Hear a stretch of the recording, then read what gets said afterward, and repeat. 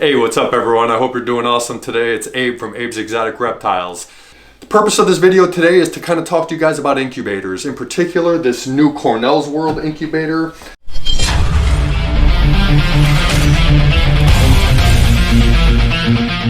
I had this thing shipped to me from Canada. I've had it now in my possession for a couple weeks. I have been tinkering with it, trying to improve it, trying to make it better. I can't just like plug something in and let it work the way it's supposed to. I have to figure out how to make it better. So I have some pros, I have some cons, I have the tweaks that I've made to this thing so far. I want to kind of explain the differences between this incubator, the incubator I was using in the past, and why I kind of decided to run out and buy an incubator and pay crazy money to have it shipped from Canada here.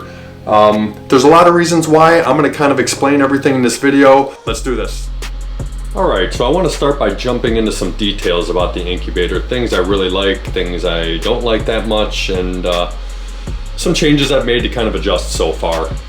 Granted, I have hatched no clutches in this incubator yet. Obviously, everything is basically speculation at this point, based on the temperatures that I'm seeing inside. I have the door open right now, the glass door, so the temperatures are going to look kind of crazy.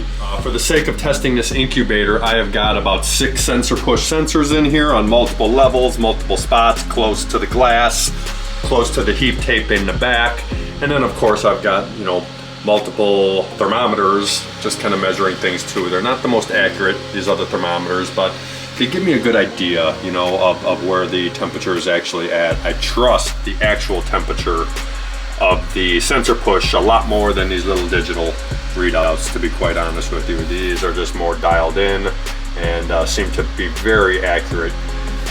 These things get the job done, but they're generally about a half a degree of variance. And I'm kind of crazy and want to know exactly what's going on in here. So this is the 48-inch model. This is considered the medium incubator from Cornel's World. They have a large incubator, which is double the width. So this thing is about 30 inches wide right now. It's pretty big, I'll be honest. It's 48 inches tall, so it comes up to about the middle of my chest when I'm standing at it. Very tall and 30 inches wide. They have another one that's 48 inches wide that holds basically double the amount of tubs, but this thing holds 18 of the 6-quart tubs if you're using a 6-quart, or it'll hold 10 of the bigger 12-quart tubs. I have both in here for the sake of testing the temperatures in the incubator, because sometimes those eggs come out and you're at work or something, you can't get to them for a little bit and they all get stuck together, you can't pull them apart, and for me sometimes it's easier to just throw that whole clump of eggs right into a 12-quart bin instead of trying to pull them all apart and make them fit in a 6-quart. To me, sometimes you just gotta let nature do its thing, not mess with it, and just incubate the eggs exactly the way they came out, and the 12-quart bin allows me to do that. The reason I ordered this incubator was the doors.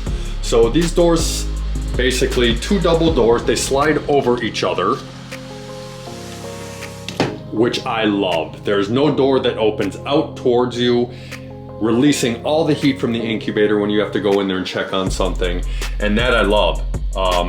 The glass doors slide down in these channels that are obviously built into the incubator. This incubator ships without the glass doors intact. They were actually packaged in styrofoam and taped to the back of the incubator. That's how it was shipped. So the glass was actually on the outside of the incubator, strapped to the back of the unit, sandwiched between big pieces of styrofoam that I had to take apart and then just quickly throw into these channels, which was a piece of cake.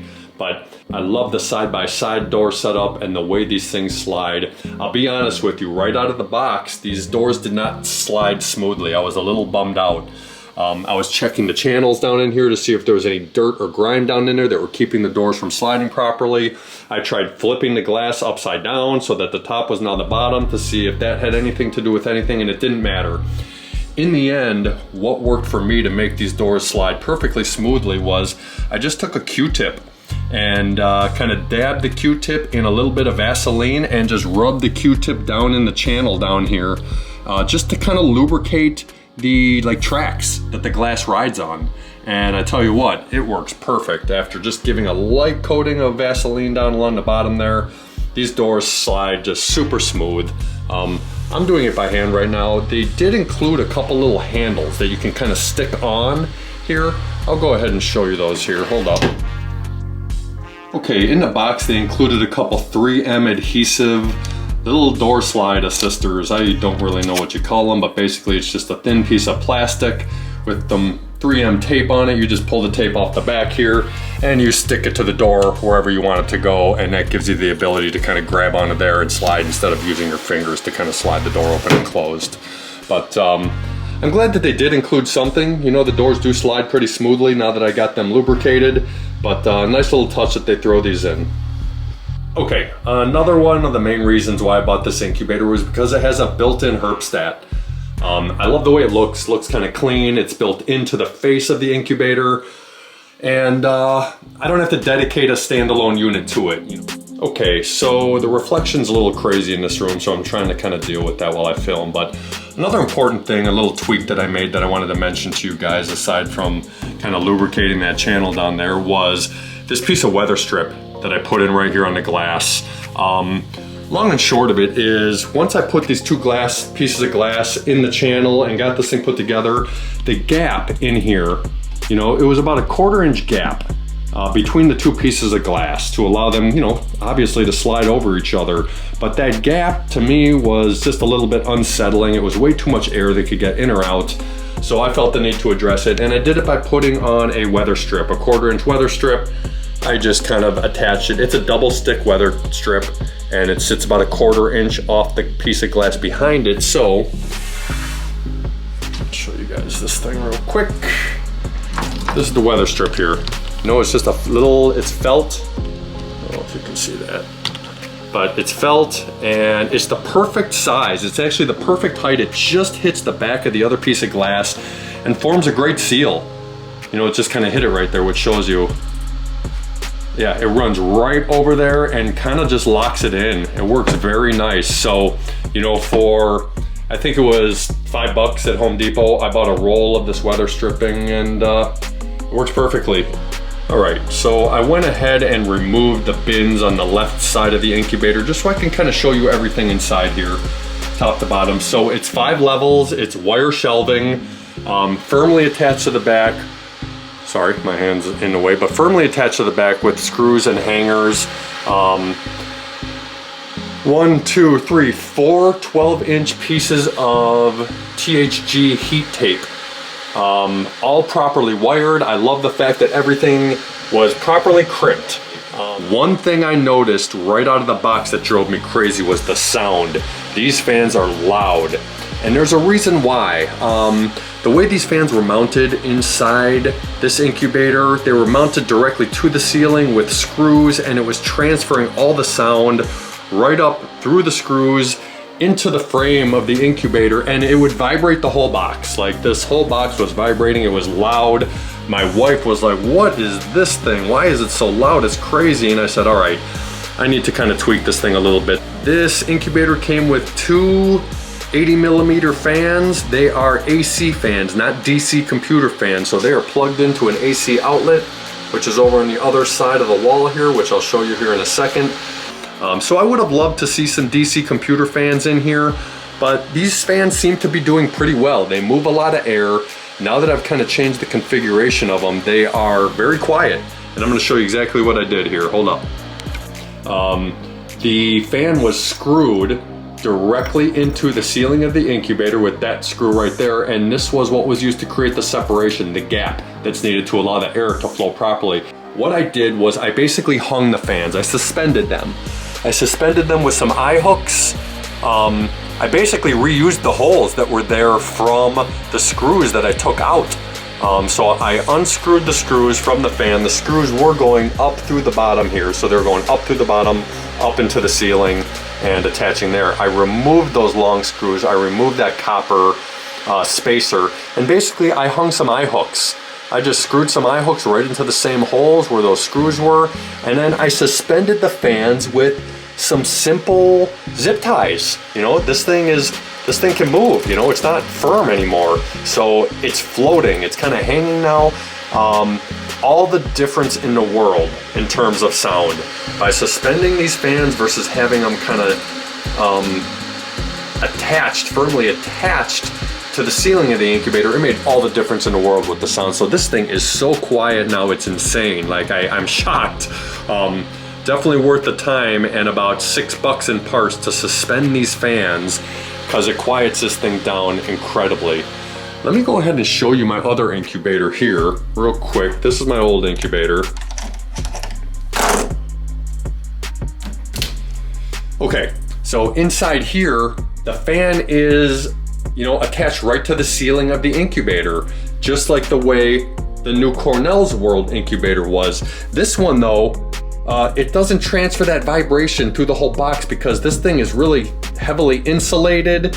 It's thick too, you know, you have about 1.5 inches here of material, and it just didn't vibrate and transfer through. So this incubator itself is super quiet, using just some simple spacers and some screws down here and screwing it up into the ceiling.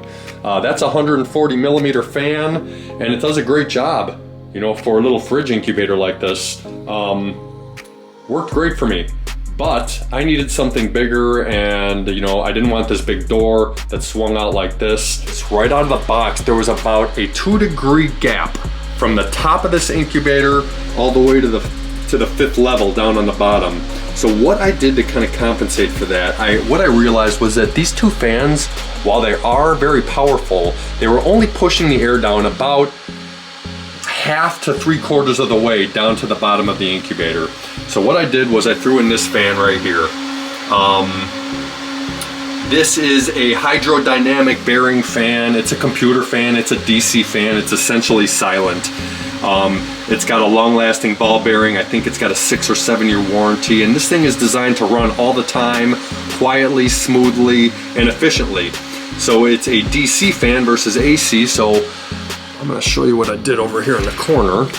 Basically what I did was I split off the outlet. It comes with basically a receptacle, you know, 2 outlets in here. So for now, just to test all my temperatures and figure out how I'm gonna dial this thing in, I just put a little splitter down there on the bottom. And as you can see, I just have a little Apple charger adapter with a USB cable coming out of it down to the fan. This is a 5-volt DC fan for computers. This is from Noctua, N-O-C-T-U-A.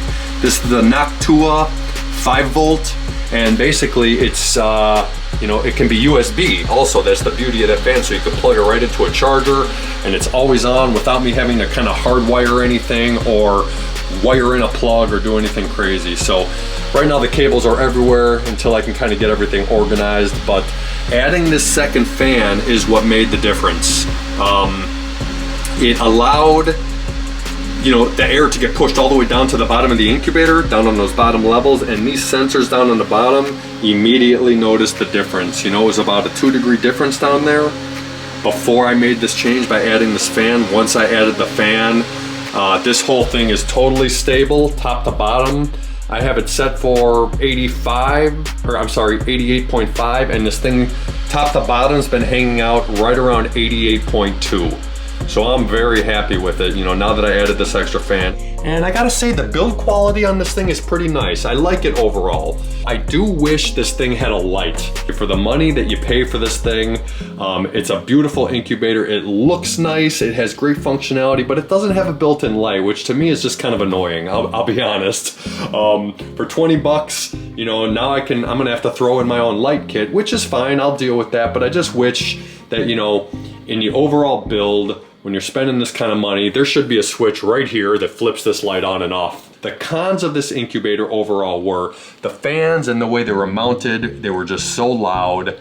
The lack of a middle fan. I feel like on something this tall, there does kind of need to be a middle fan here to circulate that air, just to keep it very consistent top to bottom. And then lastly, the light kit. I just kind of went through the cons with you, the pros. There's lots of them, I have to say. You know, I love the sliding glass doors. I love that you don't have to open a door towards you and release all that heat.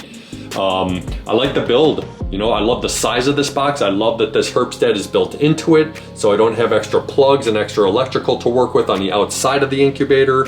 I love that the whole box is lined with heat tape too. That's just more consistency to keep that temperature clean all the way throughout. I like the wire shelves. I like the way they're attached. I like the crimping on the heat tape. I like the way they handled that. They did put this outlet in the top corner. It's just like a 2 receptacle outlet. I wish they would have done 4 outlets in there so that you could add a light kit cleanly, so that you can maybe tweak things if you wanted to add a fan cleanly without having to add a splitter like I did there temporarily until I figure out, you know, what I'm actually going to permanently do there. It did cost, after the conversion rates between US and Canadian, if I'm not mistaken, the incubator itself was about $950 or $1,000 right in there, and then the shipping worked out to be about $375. So this thing delivered to my door was $1,375. You know, $300 or $400 more than the Sea Serpent's 36-inch and a few hundred more than the Sea Serpent's 48-inch. But a very different type of build, you know, doesn't have a door like Sea Serpent's. And I like Sea Serpent's. I've used one of their incubators in the past. It's worked fine for me. I just wanted something without a door and with, you know, with the Herpstat built into it, right into the frame. So those things there are what made me kind of jump onto the Cornel's World incubator. There's the information right there on Cornel's World. I'll go ahead and add it in the details of the video also. Okay, so that is the Cornel's World medium incubator in a nutshell. I hope this helps somebody. Hope it helps you kind of make a decision if you're shopping for an incubator. And if you have any questions, please feel free to reach out to me. I'll drop links below for Cornel's World, for some of the parts that I had mentioned, for that Noctua fan that's down in there.